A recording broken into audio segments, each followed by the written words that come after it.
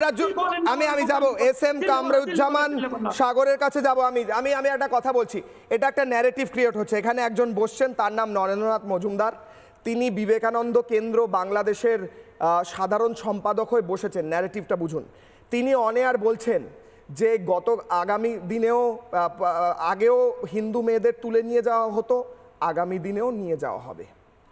এই স্টেটমেন্টটা একটা হিন্দু, বাংলাদেশের হিন্দু বা পৃথিবীর কোনো হিন্দু টিভিতে বসে দিতে পারে? এই জাস্টিফিকেশনটা কেউ দিতে পারে? মালদা মুর্শিদাবাদে কোন হিন্দুর ওপর অত্যাচার হয়েছে, সেই হিন্দুদের ওপর অত্যাচার হওয়ার পর 200 থেকে 300 লোক অ্যারেস্ট হয়েছে।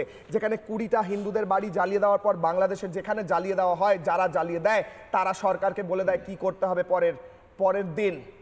এই ডিফারেন্সটা বুঝুন। আমি যাব এস এম কামরুজ্জামান সাগরের কাছে। স্যার, রিপাবলিক বাংলা আপনাকে স্বাগত। আমাদের সঙ্গে নরেন্দ্রনাথ মজুমদার ছিলেন একটু আগে পর্যন্ত, এখনো রয়েছেন। তিনি বলছেন বাংলাদেশে হিন্দুদের ওপর অত্যাচার তো বহু বছর ধরে হয়েছে, নতুন কি, আগেও হয়েছে, আগামী দিনেও হবে।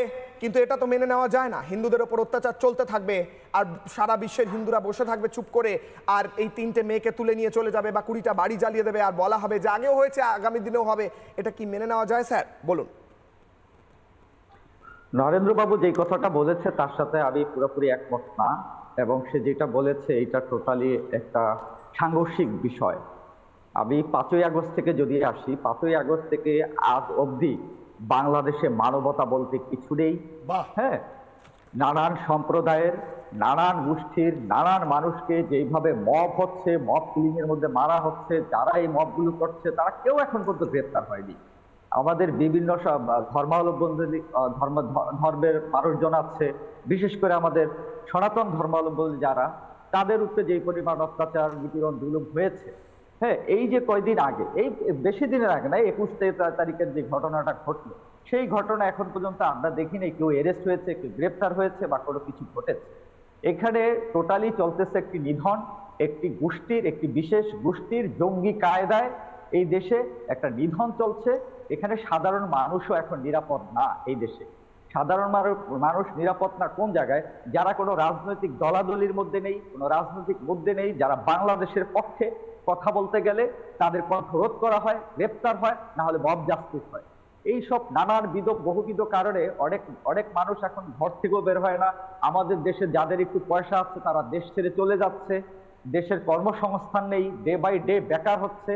তার মধ্যে দিয়ে নরেন্দ্রবাবু, উনি তো আমাদের দেশি একজন মানুষ, উনি বাংলাদেশি একজন মানুষ, উনি বাংলাদেশের ভূখণ্ডে বসে একটা স্বাধীন সার্বভৌমত্ব দেশে, অসাম্প্রদায়িক একটা বাংলাদেশে বসে উনি কি করে এই কথাটা বলতে পারে যে ধর্ষণ হবে, আগামী দিনে তুলে নিয়ে যাবে? এইটা আসলে ঠিক, উনি এটা একদমই ঠিক বলেনি। এটা বাঙালি জাতির জন্য, আমাদের জন্য লজ্জা। আমরা এরকম ছিলাম না। আমরা সম্প্রদায়, সম্প্রীতি সবকিছু মিলেমিশে আমরা একাকার হয়ে চলি।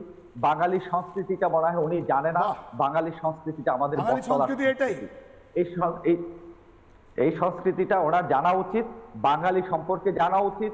এই বাংলাদেশ কিভাবে জন্ম নিয়েছে এইটাও তার জানা উচিত।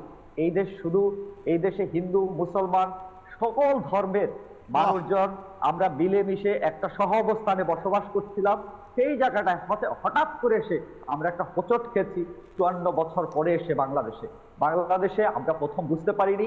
আমরা ধরে নিয়েছিলাম একটি কোঠা আন্দোলন, পরবর্তী সময় যেটা ঘটলো আমাদের চোখের সামনে, না, এটা টোটালি একটি হচ্ছে জঙ্গি কায়দায়, জঙ্গি আক্রমণ করে একটা নির্বাচিত জনগণের সরকারকে হটিয়ে তারা জোর জবরদস্তি করে দেশে একটা ফেসিস্ট কাকে বলে, ফেসিস্টের সংজ্ঞা এইটা যে ওনারা বারবার বলতেছে, এই যে ডক্টর ইউনূস সাহেব বলতেছে ফেসিস্ট, তার অনুসারীরা বলতেছে ফেসিস্ট আওয়ামী লীগকে। ফেসিস্ট কি, ফেসিস্টের সংজ্ঞা কি, এইটা কি ওনারা জানে?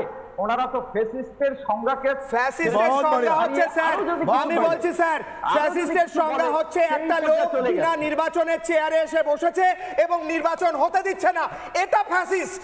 ফ্যাসিস্টের সংজ্ঞা হচ্ছে একটা লোক চেয়ারে বসার পরে অন্য একটি দলকে, গণতান্ত্রিক দলকে ব্যান করে দিচ্ছে, সেটা ফ্যাসিস্ট। ফ্যাসিস্ট হচ্ছে স্যার অন্য একটি ধর্মের মানুষকে যারা সংখ্যালঘু তাদের বেছে বেছে হত্যা করা হচ্ছে, সেটা ফ্যাসিস্ট। এইগুলো হচ্ছে ফ্যাসিস্ট, এরা হচ্ছে স্বৈরাচারী স্যার। আমরা বেরোতে পারি না, এমন একটা পরিস্থিতি এই দেশে তৈরি হয়েছে। এই দেশে এমন একটা পরিস্থিতি হচ্ছে, দোকানপাট লুট হচ্ছে, দিনে দুপুরবেলা মানুষ খুন করে ফেলতেছে, দিনে দুপুরবেলা মেয়েদেরকে ধরে নিয়ে ধর্ষণ করা হচ্ছে। মানে পৃথিবীর ইতিহাসে রমজান মাসে কোন মুসলমান দেশে এরকম ঘটনা ঘটছে কিনা জানি না। আমাদের দেশে রমজান মাসে যেই পরিমাণ ধর্ষণ হয়েছে পৃথিবীর আর কোন দেশে ধর্ষণ হয়েছে কিনা আমার জানা নাই। ঠিক ঠিক এটা আমি যে বাঙালি হিসাবে, একজন বাঙালি হিসাবে, একজন মুসলমান হিসাবে এটা আমার খুবই লজ্জা, খুবই লজ্জিত আমি এই বিষয়টা। লজ্জিত আমরাও লজ্জিত। কথা বলি, আমরা সামনের কথা বলছি, নানা ধরনের কন্টেন্ট দেখার জন্য লাইক করুন, শেয়ার করুন আমাদের ফেসবুক পেজ, সাবস্ক্রাইব করুন আমাদের ইউটিউব চ্যানেল। পাশাপাশি অন্যান্য ব্রেকিং নিউজের জন্য অবশ্যই চোখ রাখুন রিপাবলিক বাংলায়।